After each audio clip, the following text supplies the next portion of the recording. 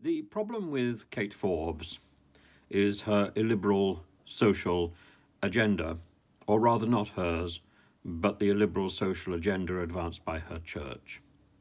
So, in defense, she said that she is shocked that people have been monitoring her prayers, and she draws attention to one particular prayer, that the way we treat the vulnerable, whether the unborn or the terminally ill, is a measure of true progress. I entirely agree with her. And I entirely agree with that, with the wording of that prayer.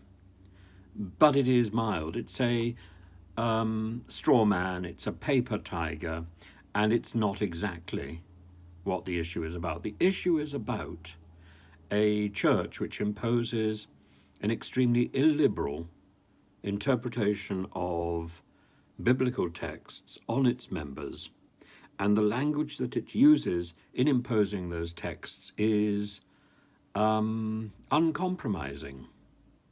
So anybody who is part of that church and chooses to accept that church's teachings, I don't see that they can seriously expect to hold the highest office in the land and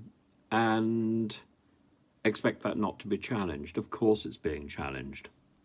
Now, she's right that a prayer at a prayer breakfast is possibly a private event. But if you articulate something, if something comes out of your mouth, it's no longer that private.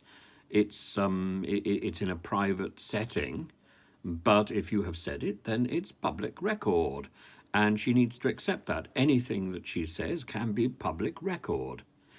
She says, for anybody now to be monitoring people's prayers is just a remarkable development in Scottish public life. Well, it's about time that something that used to be genuinely private, and that was a prayer breakfast, it wasn't a political event, for that to be now monitored as whether or not it is acceptable in the public's eyes, I think raises enormous questions about Scottish society and about illiberalism. Well, yeah, it does. But if you say something, then you must be held to account.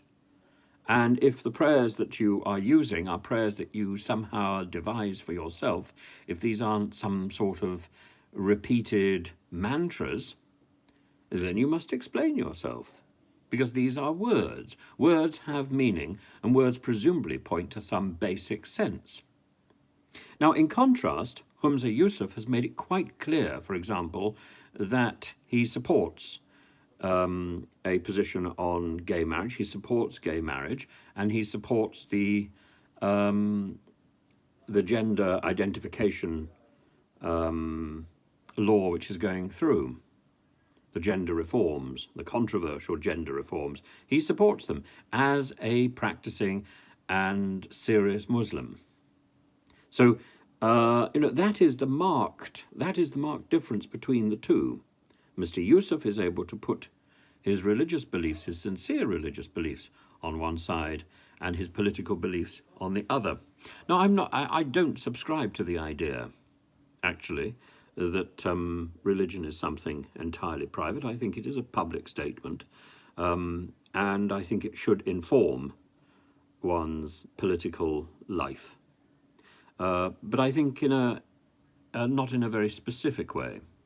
The specifics of political life are about the debates that one has on particular topics, informed debates. It's those debates, not the religious ideology that one may subscribe to, that determines what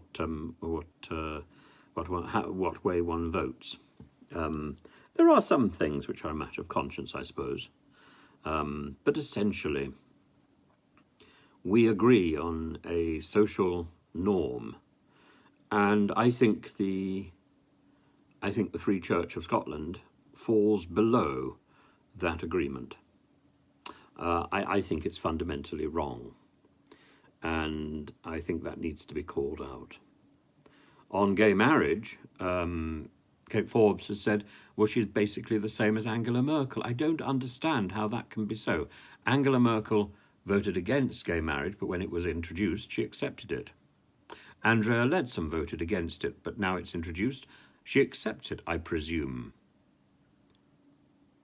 But Kate Kate Forbes said if she had voted, she would have voted against it. We're not really interested in what happens then. It's the wrong call. It's the wrong thing to have said. And if she is so cack-handed when it comes to her own election, then presumably she would be cack-handed in power. No. I'm afraid she is absolutely the wrong person. She is either too naive, too inexperienced, or simply too stubborn to be the person in charge of a country. And other people, Gillian Martin, Richard Lockhead, and Charles Haughey, all of these people who have been part of Nicola Sturgeon's government have all rejected Kate Forbes' candidacy. So I think that one is dead in the water, which seriously pushes Humza Yousaf's candidacy forward. And as I say, I think he's a solid individual, and I've also said absolutely I don't subscribe to his political views at all. But what I know of the man, I admire. I think he's a good man. And I think we are lacking good people in politics, and I think the more of them we have, the better.